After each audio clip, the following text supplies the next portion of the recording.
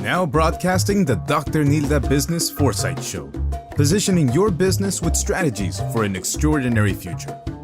Dr. Nilda features expert guests from diverse backgrounds to bring you their stories and strategies that have helped them reach their success. The diversity in industries gives you that panoramic view from an array of industries. They are innovators, thought leaders, trendsetters, and strategists. Here, Dr. Nilda reveals strategies that will position you to be on the cutting edge and be able to do what you love with the people you like, making the profits you want to live the lifestyle that you have dreamed of. And now, here's your host, Dr. Nilda Perez. Hello and welcome back to the Foresight Strategy Show with your host, Dr. Nilda, and your co-host, Rachel Calderon. Hey, Rachel, how are you? How are you? Doing well. So today I have with me Marie Clark. Marie Clark is the expert in the intersection between human capital and the rapidly maturing fields of data and analytics. Through consulting, speaking, and teaching, Marie helps clients build data-ready organizations that will thrive in this digital age. Marie's training programs teach everyone how to leverage data in their jobs, giving them major advantages in solving problems and identifying opportunities. Marie is also a member of the Association of Professional Futurists and a founding member of Howard Dresner's Real Business Intelligence Community and a member of the Expert Network in International Institute for Analytics, founded by Tom Davenport. She has 20 years experience working with Fortune 50 companies, including General Electric, United Healthcare, Optum Technology, along with 10 years consulting experience with clients of all sizes and all phases of maturity. So welcome, Marie. How are you? I'm very good. Thank you, Dr. Nilda. How are you? I am great. I'm so excited to have you here. So I want to understand a little bit about how you actually became a futurist. Like, tell me the trajectory. I know that. Okay. Well, I just recently started calling myself a futurist. However, I have about 25 years of experience in business and have always been kind of an entrepreneur working inside of corporate America. And that involves, understanding horizons, doing a lot of scanning and doing a lot of the work of a futurist. But I suddenly became aware of the fact that there's actually a designation, and I was recently accepted into the Association of Professional Futurists. And so now I have a name for what I've been doing for 25 years. Right, which is heavily researched and finding, always finding those trends and scenario planning and all of these areas that can be, really intense. That's awesome. That's awesome. Thanks. But you also do data literacy. I do. So I have always applied, the research and the futurist work in the arena of data. So I've been working with data for about 25 years. Most recently, the need for data literacy is becoming more important. So I'm focused now on data literacy, and I've left being an intrapreneur inside of corporate America, and I've launched my own business focused on everything from data literacy or basic data literacy to advanced data science. Okay. So, again, you've been using data all along with literacy. Okay. So it all comes together. So of course, futuring was something that was a natural fit for you because it was something that you have to do when you're analyzing and you're looking at data. So this is perfect. Yes, exactly. Okay. Wonderful. So,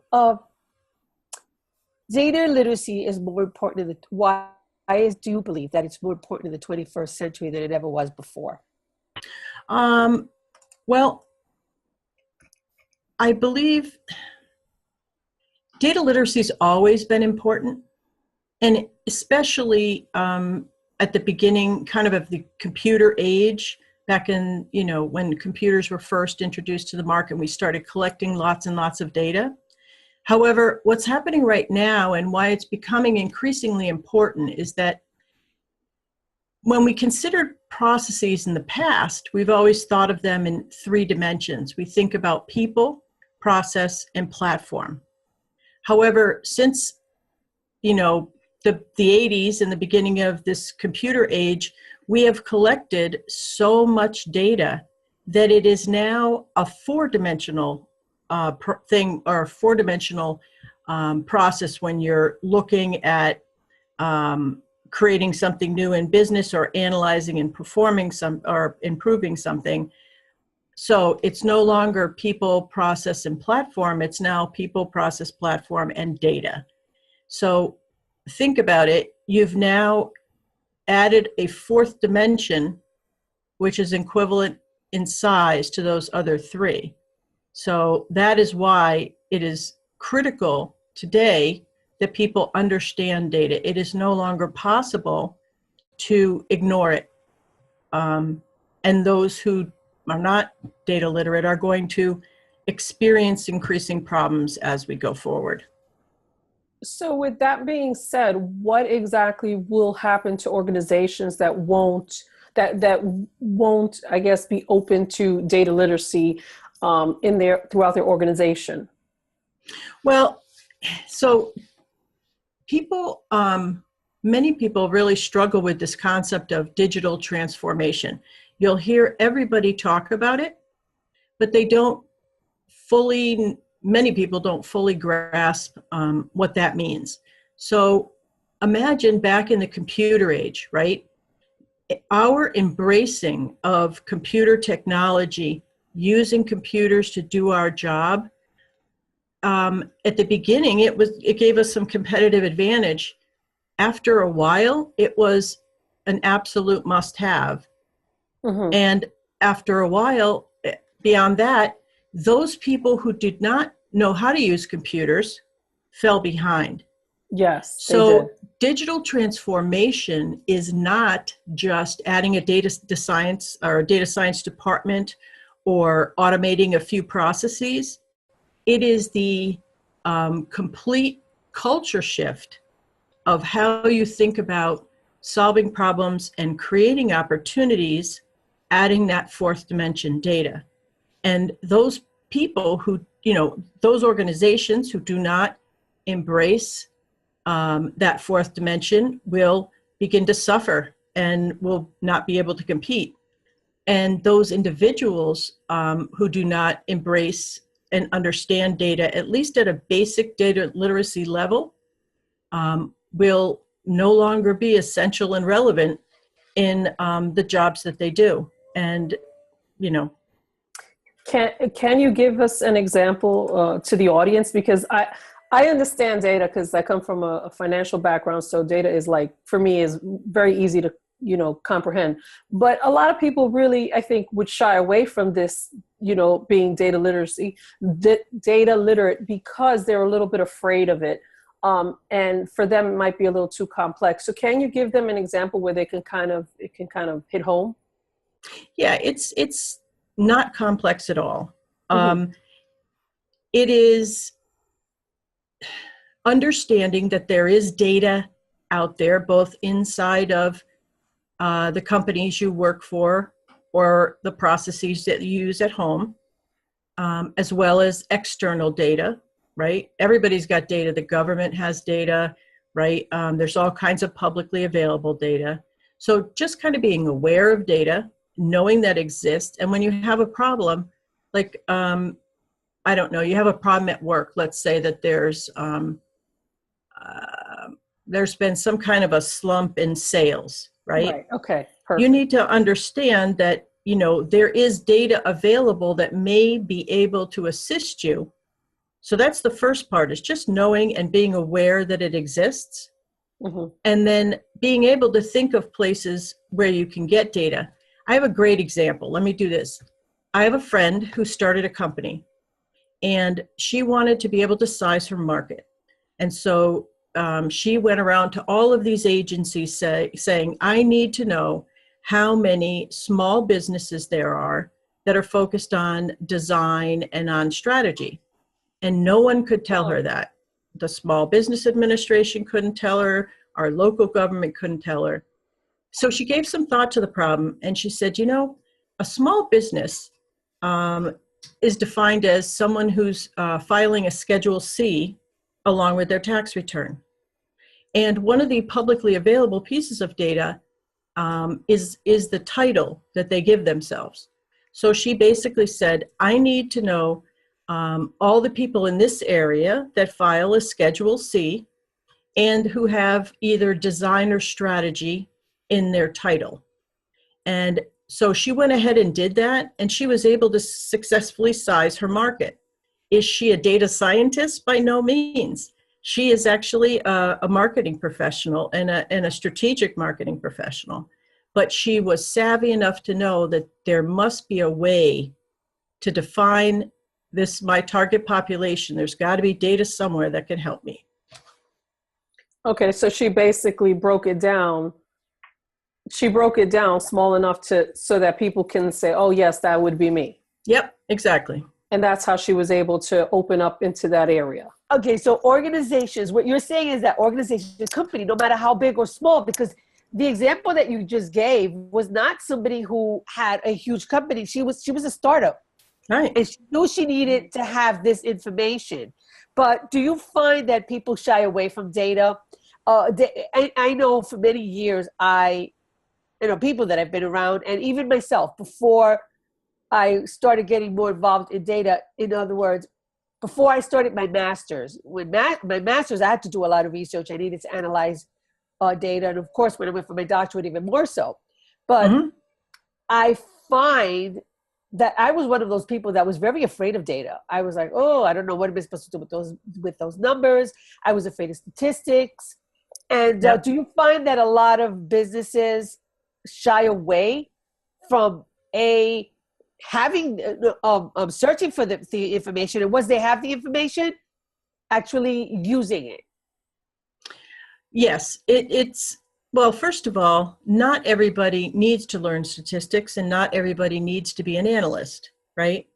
It's more about a way of thinking and including data and what data is available and the techniques that can be used. It's that level of awareness that's necessary. We don't all have to be hands-on data analysts or data scientists. Yes, there are a lot of companies that don't really know what to do with data, or they're trying, I've seen examples where people have learned about control charts, which is a statistical process control.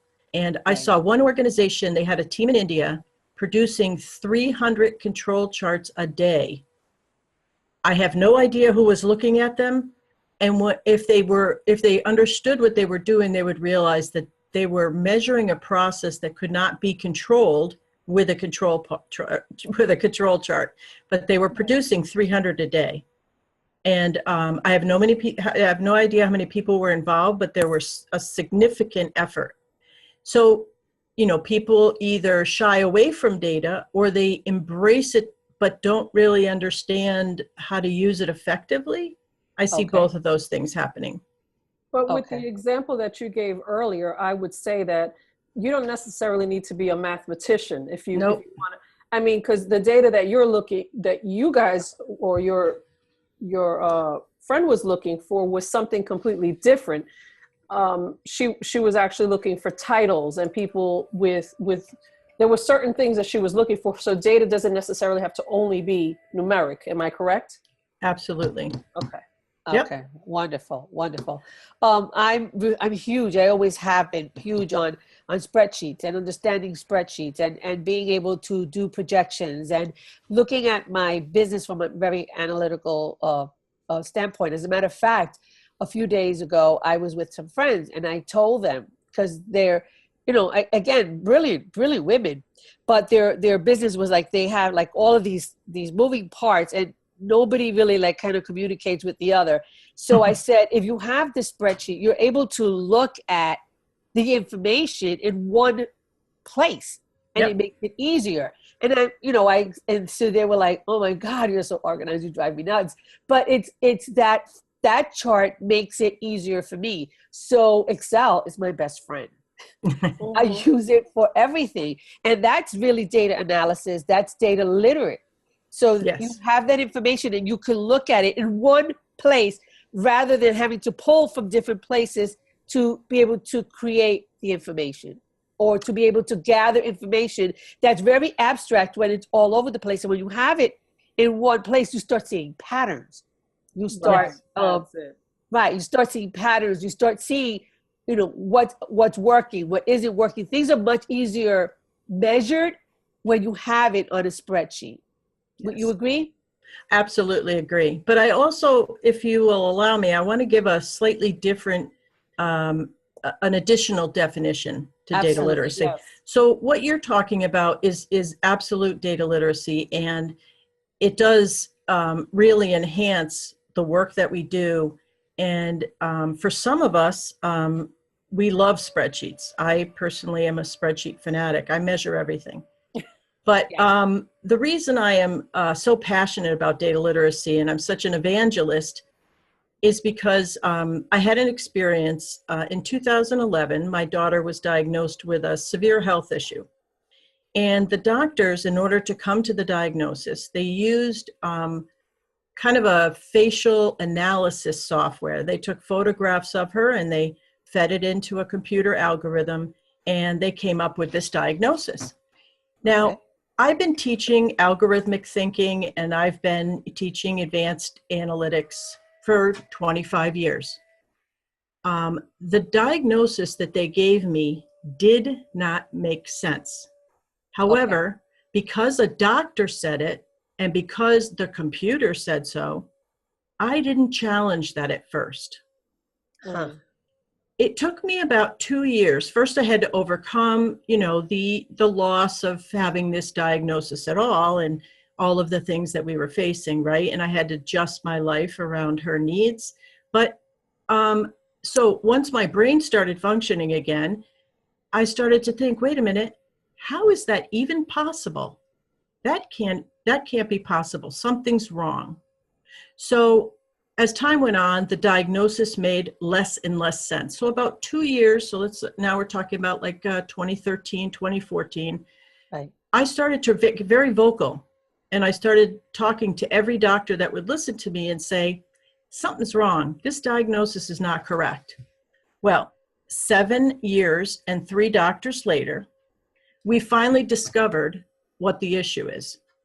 The particular algorithm that these doctors, and let me tell you, it is being widely applied by all medical professionals in this specialty. Everyone is using it, but it hasn't been sufficiently tested. And so it was primarily tested on Caucasian children. My daughter was adopted abroad, and her facial features are not that of a Caucasian child. So therefore, her facial features threw what we call a false positive. So she does not have this severe health condition. Now she has, there are reasons if she has other health conditions, right? Right. But their diagnosis was inaccurate. And I have to say, how many other children are being negatively impacted by this faulty, this faulty tool or this tool that hasn't been sufficiently tested? And I don't blame the doctors because they're given a tool and they're told this is great, everybody's using it. There was no warning label on it that said, we've only done limited testing and this is the population of children that we've tested it on. So that personal experience, right? So now 7 years later, I am just now to the point where I probably will have a corrected diagnosis in March. So it has taken that long to get somebody to listen to me and to do research on this algorithm. So that personal experience is a really stark reminder of how powerful and consequential data can be. Right. And how it can truly impact our lives. And so being data literate means that if it doesn't make sense, I don't care if it was a doctor that said it or a computer, we have to be educated enough to push back and say, I'm sorry, that doesn't make sense. Absolutely. Yes. Absolutely. And that is the perfect example, because I've had that with my own health, and I've also experienced that with my mom's health. Mm-hmm. My mom had her blood pressure keeps fluctuating from very high to very low, very high to very low. And there's no, again, I've been keeping track. And because I've been keeping track, I'm like, she's not doing anything different. This has to come from somewhere else. My mom is completely healthy, no diabetes, no blood pressure in her family. So it didn't, again, following those numbers, keeping track, testing her several times a day, I realized there has to be something else. So when I go to the doctor, and I went with the piece of paper and I said, look, this is what's going on. I see this, but there's no change in what she's eating. There's no change. So it's just, and it kept a pattern of what she was eating, her exercise regimen, everything. And he was like, wow, this is amazing, because I was that accurate. He's like, well, I wish everybody did this. But I guess I come from the spreadsheet background. It just organizes my life. But that's one of those things that I feel is something that we really have to pay attention to. Yep. We have to use data in defense of our families, in defense of our own personal health. We have to be savvy consumers. We have to use the data at our fingertips to make good decisions, buying decisions, educational decisions. We have to be the ones to start benefiting from the data. Right. And even in business, you have to use that data to your benefit, because that information is critical information, and it helps you make wise decisions. Yes. And also what I think is that although, artificial intelligence, which is one of the things that we use for our data and a lot of these doctors are using, is all well and good. But it's only however much we as humans have inputted into that system. They cannot necessarily go through every single scenario that we go through. Correct. And so is this why you use the tagline, data science without data scientists? Yes, I think that would be an excellent example of the fact that everybody thinks that, to be a data scientist, you have to have a PhD. And really what data science is, it's not one individual person. It's not, a scientist. Data science is a discipline. It is a discipline of looking at problems and using data that is available to help you understand that problem. And as you said, make better decisions. So it's basically using data to solve problems and to identify new opportunities. That's what data science is.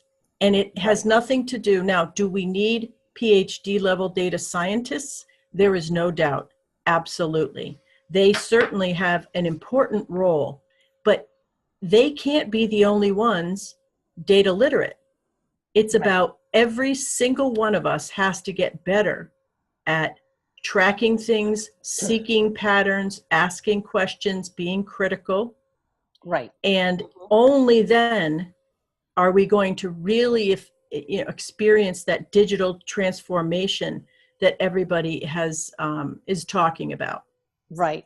And I liken this, Marie, to us being more responsible for our health. So we have to be more responsible in every area of our lives. With our health, we're taking a lot of responsibility for our health. We're minding what we eat. We're minding our exercise regimen. We're taking over. We're no longer going to the doctor and saying, I feel this, can I have a pill? So just like we've become literate in that area, we have the data, the information, understanding trends, developing scenarios, all of this, that's basically what this is. So you look at it because now you're responsible for your business. You're responsible to give the customer what they need and want. But you need to know your customer to know what they want and to know what they need. So that's where this information is so critical. So you're looking at your business from a totally different perspective. That's what I find fascinating about what you do, about what we do collectively, each of us futurists, and how we look at things. And that's why I'm such an advocate. I call myself teaching the gospel of futures. Yes, because I just see it so critical. Yes. And again, just like we take care of our health, we have taken our health back. We no longer go to the doctor for everything. Not that we should never go to doctors, because everything has its place. Right. But there are certain responsibilities that you need to take. If a futurist comes to you and you have this information, it's much easier for them to help you to be able to get to that next level, to be able to create those scenarios, because you're keeping track. You have data, you have information that you're analyzing, and you're saying, this is my conclusion. Tell me what you think. And I would say that, our job also is that when our physician tells us something that doesn't make sense, that we have to have a voice. And we have to say, help me understand that, because that just doesn't make sense to me. And we have to, we have to kind of challenge them to think and make it clear that they are beholding to us in terms of, and that we are an active participant in our own health, like you were saying. Right. And I think that also in business as well, we need to be, we need to not just accept like, okay, this is, my financial status and let me just leave it like that. No, try to find out what the real problems are and take some, like back when I was in the financial department, that's what I did. I didn't necessarily go by what, my spreadsheet was saying. I would actually physically call the customer. And sometimes there were seasons where where I found out their business would go down. So then I would come up with a solution for them to continue purchasing, but not necessarily buy at the quantity that they would at their highest or their peak season. See, so I would tell them, okay, so in peak season, since you need this, why don't we stock up this, this merchandise during this season so that when you're at your lowest point, you still have merchandise. You're bringing up a very critical point that many people don't yet realize. Since we have so much volume of data, right? We have kind of tended to go towards this quantitative bias, right? So we analyze the numbers and we come to a conclusion.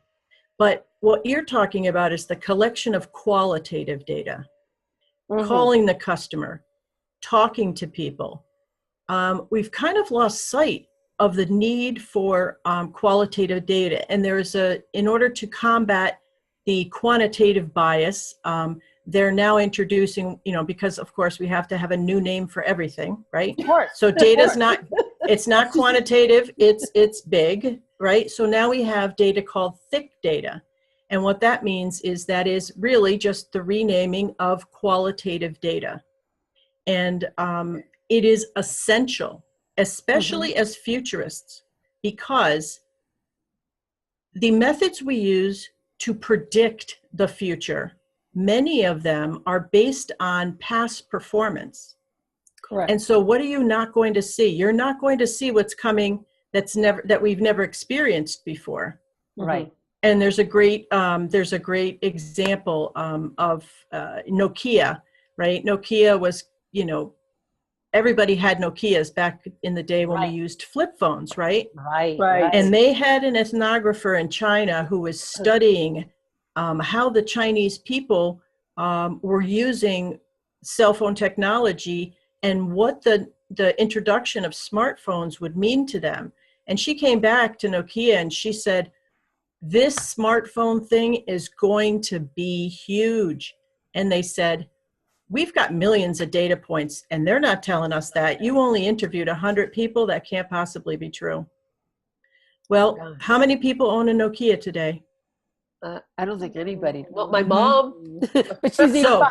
So she's a futurist. She was able to see that through her through her interviewing people and studying their lives, she was able to see that this smartphone thing was going to be absolutely huge. Huge, right. And her data scientists ignored that thick or qualitative data, and they weren't able to see because they were basing all of their projections on the questions they asked their customers. Well, of course, they limited the data they had, and they couldn't possibly see something that was going to be this new and this revolutionary. Right. Exactly. Right. And which is what Steve Jobs did. Exactly. He did not go by where they were telling him, because again, the customers can only tell you, which is not a bad thing, but they are only able to tell you what they've experienced so far. Correct. And they didn't know the possibilities. And so that's why data and qualitative is so qualitative. Qualitative, awesome. yeah. It's so awesome because you're looking at it from that possibilities standpoint, where you're saying, yeah, this is what we have, and you think this is great. It gets better. You see the commercial? And it gets better. But they don't know that because they haven't experienced that. So until they've experienced that, they can't tell you this is great. Like right now, smartphones are all the rage, but this is all we know. So we can't tell you what's even better. But if you're making your clients' lives better, then that's going to be all the rage, because anything that simplifies their life, things that they need, that they may not even know they need, that's what you're looking at. So you're looking at this data from a very objective, you have to look at it from a subjective standpoint rather than an objective standpoint, because then it's only numbers. Correct. It's only numbers. You have nothing more than the numbers, and you're analyzing the numbers. The numbers can be very biased because, again, it's only going by the current experience. Would you agree? And this elevates the position of the futurist. This elevates the need for futurists, right? Because these are people that are consuming vast amounts of data, synthesizing it, talking to people, and trying to see what's coming next. And that is a critical input to all of this prediction.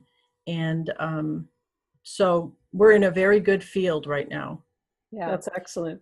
And very exciting times. Yes, absolutely. Right. A lot of people are afraid of all of this change, because compared to in the late 19th century, right, when people left the farms and they moved into cities and they started doing mass production, that was a very difficult transition for humanity, and a lot of people got hurt.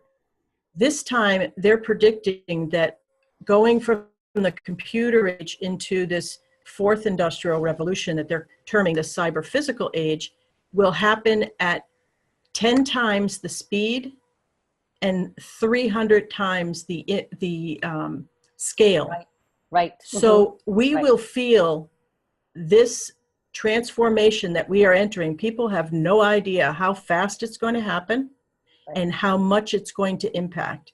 And so they're saying that, compared to those people that were forced from their farms into the cities, we will feel the transition about 3,000 times more, which is kind of scary. However, what's important to keep in mind is that this type of disruption and this type of change breeds opportunity. We shouldn't be fearing what's coming. We should be looking for what's in it for us. Right. How can I benefit from this? What can I be doing?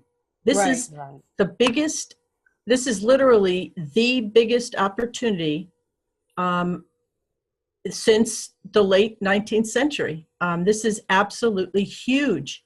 And those of us who are not afraid and who are going to, try to learn and try to figure out ways to make this stuff work for us, like we did with our smartphones. Right. We've embraced that, and it's adding some value, right? We are going to benefit greatly if we can kind of let go of the past and really embrace what's happening and look for opportunities for ways that it improves our life, or that we can actually maybe have more fun doing what we do for a living. Right. Right. Yeah, exactly. Well, So we here want to also, can you share a success story? Because we want to bring awareness to our audience.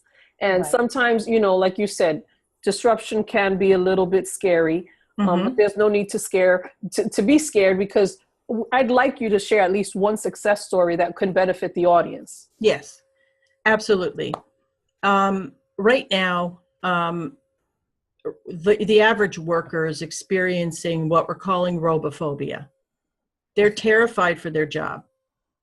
Right. And, it is the leadership of the company's responsibility to help to reduce those fears and to focus on the positive. So I'm aware of one company that I worked with. It's a medium-sized company. They were kind of, in a very old-fashioned type of manufacturing type industry, but and they had a lot of employees who were terrified that they were going to be laid off, that they would be losing their jobs, that robots were going to come in and take over. And they developed an approach. So I was working with them. We looked at the situation and we decided to start small. So we started with what the leadership called Innovation Challenge. They found a problem, right? They had data and they had an issue, which was basically a spike in cancellation rates. They were experiencing a spike in cancellation rates.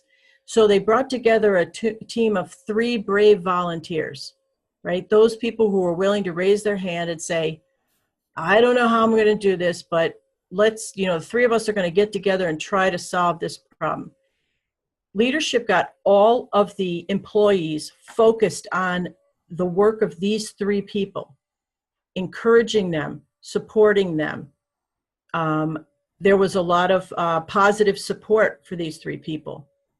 And when they found the solution to the spike in cancellations, they received tremendous accolades from leadership. Okay. So that leadership was able to turn around this dying business filled with terrified employees thinking that they were going to lose their jobs. Some of them had been there 20 or 30 years, to now they're clamoring to get on the list because they want to be in an innovation challenge.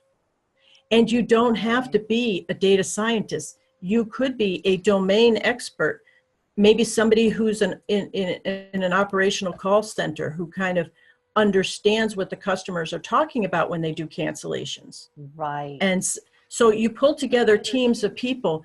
Everyone has a role in using data to solve problems and find opportunities. And that company had huge success. So they now have employees who are no longer afraid of change. They see this as a way for them to enhance the work they do. They see it as a way to get a lot of positive recognition from their leadership, and for them to kind of, raise their status and become essential and relevant in their company. It has transformed their culture. That's wonderful. Absolutely wonderful. And that's really this is what we would like to see so many companies do. Because they're although there is change, there are opportunities everywhere. But you need to start thinking creatively. You need to start, again, not being afraid of looking at those numbers, not being afraid of looking at the things that you're seeing, and look at, okay, so what can I do? What's the opportunity for me? And, again, so I think that's awesome. So Marie, I want to thank you. This has been a wonderful, wonderful interview. I want to have you back because this is information that I know that the audience needs and wants. So we're going to keep this conversation going at a later date. And I thank you so much for having me. It's been a pleasure speaking with you. And you guys are doing great work. Oh, thank you. Thank you. We're like the futurists. We're spreading the gospel of futures. Yes, you are. And I love it. Okay, so thank you so much. Okay, and to the audience, we thank you for being with us again and sticking through another Futures. And my goal is that every time you listen to another one of these fascinating futurists, that you're learning a little bit more.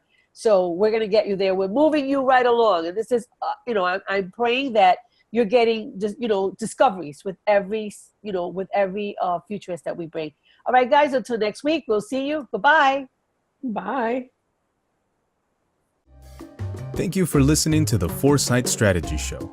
You can hear host Dr. Nilda, co-host Rachel with featured guests every Saturday morning at 11 a.m. Eastern Standard Time on Facebook Live or anytime on demand. Visit www.drnildaperez.com/show.